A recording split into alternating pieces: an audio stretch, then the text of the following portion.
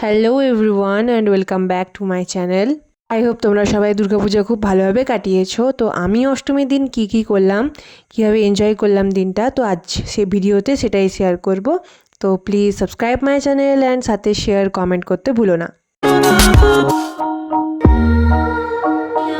আজ ছিল অষ্টমীর সকাল আর আমি এদিকে স্নান করে রেডি হয়ে, মানে রেডি না, অলরেডি স্নান করে বসেছিলাম শাড়ি চুজ করতে, কি পরবো না পরবো এগুলো। আর এই ব্লু শাড়িটা ফার্স্টে ভেবেছিলাম পরবো, কিন্তু তেমন খুব একটা আমার গায়ে ফুটছিল না, তাই আর কি ওটা ক্যান্সেল করে আলাদা শাড়ি চুজ করেছিলাম। আর এদিকে মা লুচির জন্য ময়দা মাখছিল, কারণ মা বলছিল যে আমি অলরেডি কাজ টাজ করে তারপরে পুষ্পাঞ্জলি দিতে যাব। আর এদিকে দেখো এরা দুজন ভাবছে যে এত আয়োজন কিসের, আমাদেরকে না নিয়েই বাইরে চলে যাওয়ার প্ল্যান হচ্ছে। তারপরে দিদিও স্নান করে চলে এলো আর আমি দিদিকে বলছিলাম যে দেখ দেখ দুজনকে পুরো সেম সেম লাগছে। আচ্ছা, আমাদের দুজনকে কাদের সেম সেম লাগে দেখতে তারা কিন্তু অবশ্যই কমেন্টে জানিও। আর তারপরে রেডি হয়ে নিলাম, আর এদিকে বাবাও রেডি হয়েছে, তো বাবার সাথে একটু ভিডিও করে ফেললাম। আর যারা আমার লুকটা দেখোনি তারা শর্টসে গিয়ে দেখতে পারো। আর অষ্টমীর দিন আমার দিদির আউটফিট ছিল এটা। ও কিন্তু শাড়িটা পুরো নিজে হাতে পরেছে, আর প্রথমবার পরেছে, খুব পারফেক্টলি পরেছে। কিন্তু আমি তো শাড়ি পরতে তেমন খুব একটা ভালোভাবে পারি না, দিদিই পরিয়ে দিয়েছিল শাড়িটা। আচ্ছা বলো তো, এবারে কি আমাদের দুজনকে এক লাগছে দেখতে? আর প্রতিবারের মতো এবারেও ঘরে তালা লাগানো নিয়ে আমার মা আর বাবার মধ্যে চলছিল মনোমালিন্য। তো যাই হোক, শেষ পর্যন্ত বাবাই তালা লাগালো। আর তারপরে আমরা চলে গেলাম পুলিশ লাইন, যেখানে আমরা বরাবরই যাই অষ্টমীর পুষ্পাঞ্জলি দিতে।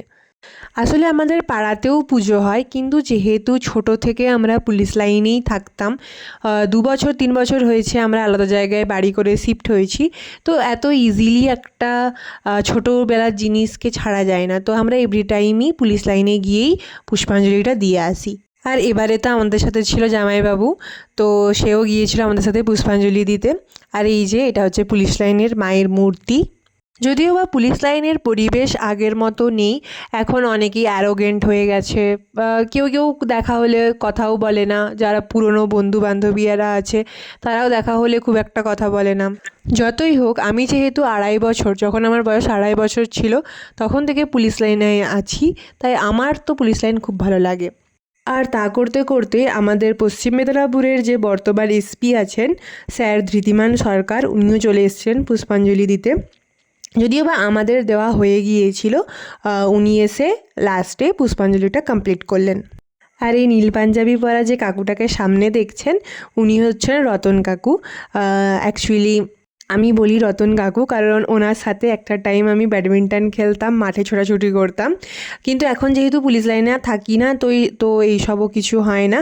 আর আঙ্কেল ভাবছিল যে আমি ছবি তুলছি তার, কিন্তু অ্যাকচুয়ালি ছবি তুলিনি। আর এই যে মিষ্টি যে পুচকি মেয়েটাকে দেখছো, ও হচ্ছে আমার দিদির বান্ধবীর মেয়ে, আর যার কোলে আছে সে অ্যাকচুয়ালি আমার বান্ধবী। তো সে এত কিউট, আর প্রচুর গরম ছিল, তাই ওর ইরিটেড লাগছিল। আর এদিকে জামাইবাবুকে দেখো, সে বলছিল যে কোন অ্যাঙ্গেলে ছবি তুলবো, হরাইজন্টাল, ভার্টিক্যালি। অ্যাকচুয়ালি এটা হয়তো সব ছেলেদের সাথেই হয়, ছবি তুলতে গেলে একটুখানি কনফিউজ হয়ে যায়। আর এদিকে মাও তার বান্ধবীদের সাথে একটু ছবি টবি তুললো।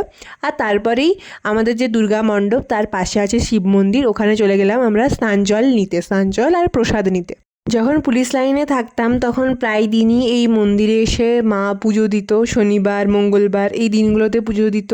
আর তখন ছোট ছিলাম, তো তখন ঢুকে পরে এখানে মজা করতাম, খুব ভালো লাগতো এই এই শিব মন্দিরটা।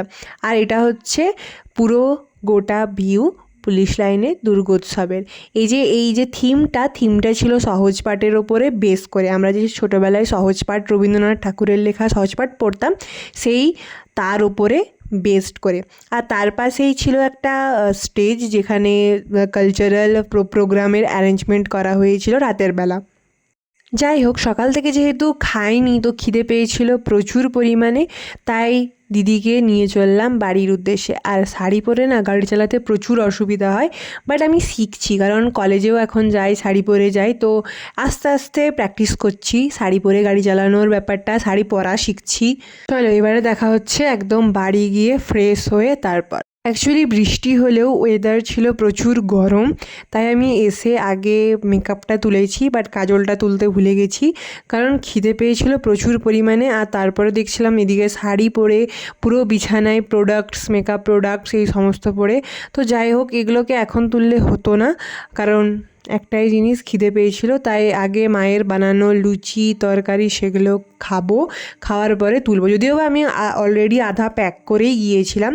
তো যাই হোক, এরপরে খেয়ে নিলাম লুচি, কুমড়োর তরকারি আর ছোলার ডাল। মা সিমুই করেছিল, কিন্তু আমার মিষ্টি খুব একটা ভালো লাগে না, তাই ওটা আমি খাইনি। আর তারপরে সব প্যাক ট্যাক করে একটু সামান্য ঘুমিয়েছিলাম।